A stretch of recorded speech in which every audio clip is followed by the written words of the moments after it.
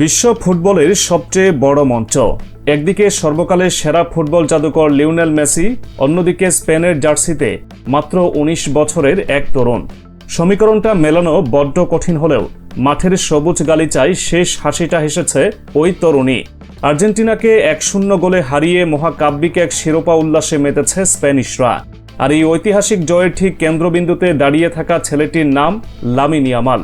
বিশ্বজুড়ে কোটি কোটি দর্শক যখন এই প্রজন্মের নতুন এক মহাতারকার জন্ম দেখছে, তখন ক্যামেরার লেন্সের আড়ালে লুকিয়ে আছে এক অজানা ইতিহাস।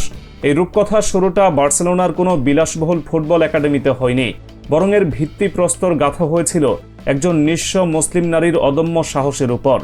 সেই নারী লামিন ইয়ামালের দাদি ফাতিমা রোমানি। ভাগ্য বদলের আশায় মরক্কো থেকে স্পেনে পাড়ি জমানো এই নারীর জীবন সংগ্রামেই মূলত আজকে লামিন ইয়ামালের জন্ম দিয়েছে। আজকের প্রতিবেদনে আমরা সেই গল্পই তুলে ধরব, যেখানে একজন দাদির আত্মত্যাগ একটি পুরো প্রজন্মের ফুটবল ইতিহাস নতুন করে লেখার পথ তৈরি করেছে। ৮০ দশকের শেষ ভাগ। মরক্কোর চরম দারিদ্র্যের কষাঘাত থেকে বাঁচতে ফাতিমা রোমানি জীবনের সবচেয়ে কঠিন সিদ্ধান্তটি গ্রহণ করেন। পকেটে কানাকড়ি নেই, স্পেনে যাওয়ার কোনো বৈধ কাগজ নেই, এমনকি সাধারণ বাসের একটি টিকিট কেনার মতো সামর্থ্য তার ছিল না। নিজের নারী ছেঁড়া ৫ সন্তানকে মরক্কোর মাটিতে ফেলে রেখে সম্পূর্ণ অনিশ্চিত এক অন্ধকারের দিকে পা বাড়ান তিনি। পরিচিতদের চোখের আড়ালে লুকিয়ে একটি বাসে উঠে বসেন ফাতিমা। জিব্রাল্টার প্রণালী পার হয়ে স্পেনের আলজেসিরাস, সেখান থেকে গ্রানাদা হয়ে দীর্ঘ ও ক্লান্তিকর এক যাত্রার পর তার গন্তব্য থামে কাতালোনিয়ার মাতারো শহরে। এই শহরে যখন তিনি পা রাখেন, তখন তিনি একদম একা। অচেনা পরিবেশ, অজানা ভাষা আর পদে পদে পুলিশের ভয়, কিন্তু বুকে তার একটাই পাথর চাপা জেদ, যে করেই হোক সন্তানদের কাছে আনতে হবে।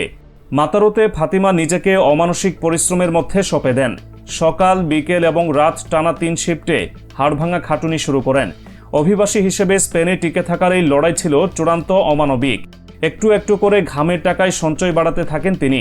যথেষ্ট অর্থ জমানোর পর এমন একজন বিশ্বস্ত মানুষের সন্ধান করতে শুরু করেন, যিনি তার সন্তানদের নিরাপদে স্পেনে নিয়ে আসতে পারবেন। দীর্ঘ অপেক্ষার পর মিলে যায় সেই সুযোগ। এক পরিচিতের মাধ্যমে ফাতিমা তার ছেলে মনিরকে মরক্কো থেকে স্পেনের মাটিতে নিয়ে আসেন। এই মনিরই হলেন লামিন ইয়ামালের বাবা। স্পেনে মায়ের কাছে আসার সময় মনিরের বয়স ছিল মাত্র ৩ বছর। দীর্ঘ সময় পর ২০২৫ সালে এসে স্প্যানিশ ক্রীড়া সাংবাদিক হোসে রামন দে লা মোরেনার এক পডকাস্টে লামিন ইয়ামাল প্রথমবারের মতো প্রকাশ্যে তার পরিবারের এই শেকড়ের গল্পটি তুলে ধরেন।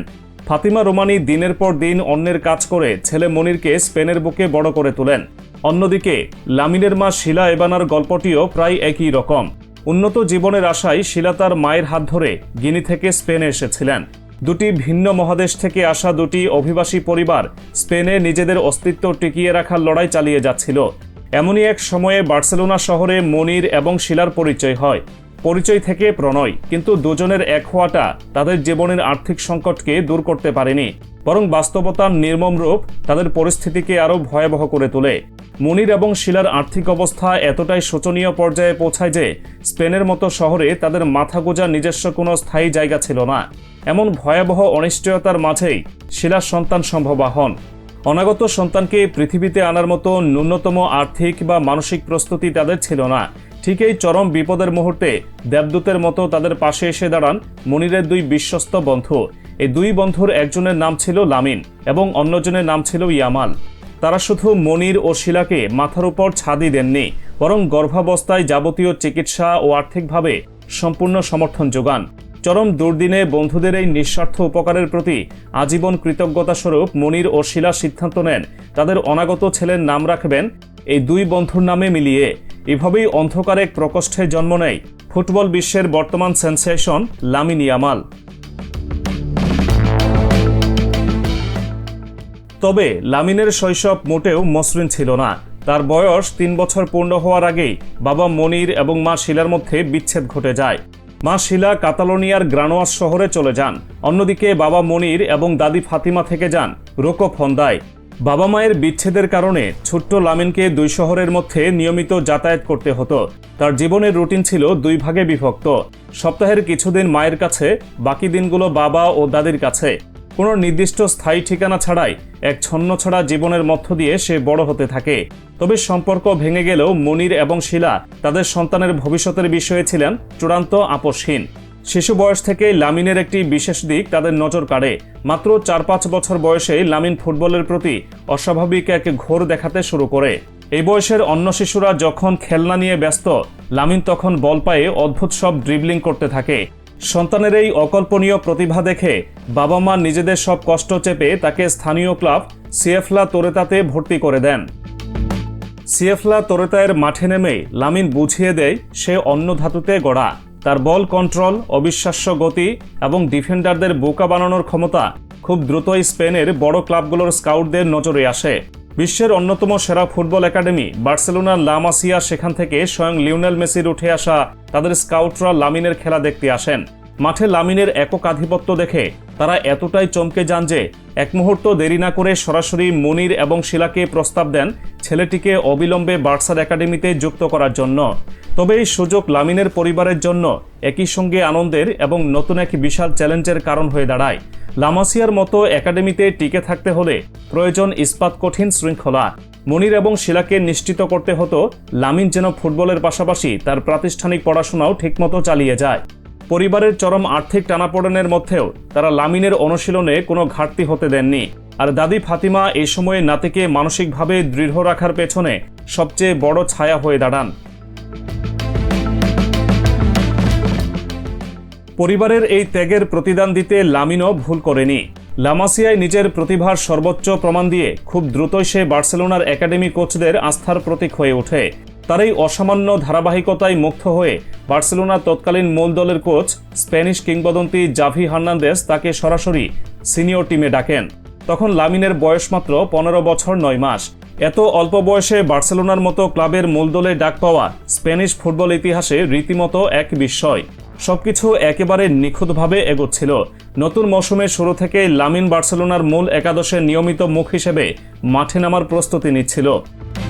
কিন্তু ঠিক এই চমৎকার সময়টিতেই লামিনের জীবনে যেন বিনা মেঘে বজ্রপাত ঘটে।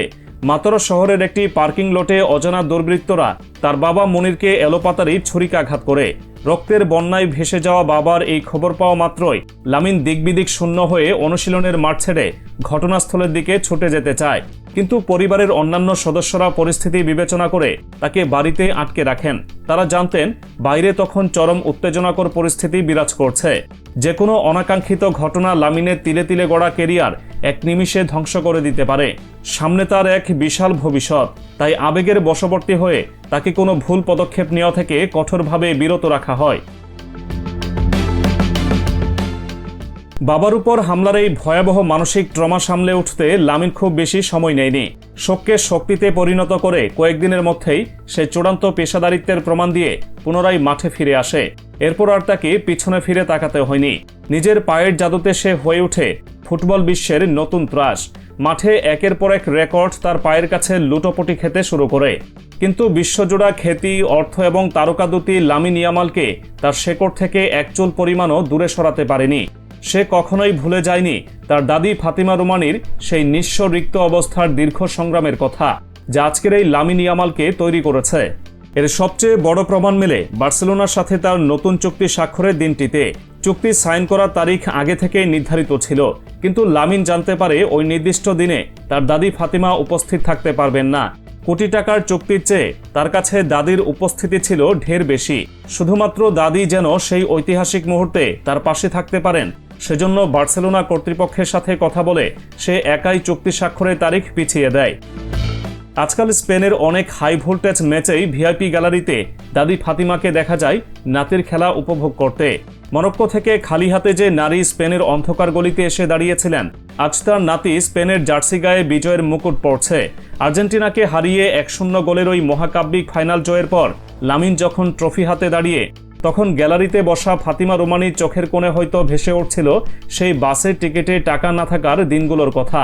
লামিন ইয়ামাল আজ শুধু একজন ফুটবলার নয়, সে হলো ভাগ্য পরিবর্তনের আশায় ঘর ছাড়া এক মুসলিম নারীর দীর্ঘ সংগ্রামের চূড়ান্ত এবং অবিসংবাদিত বিজয়।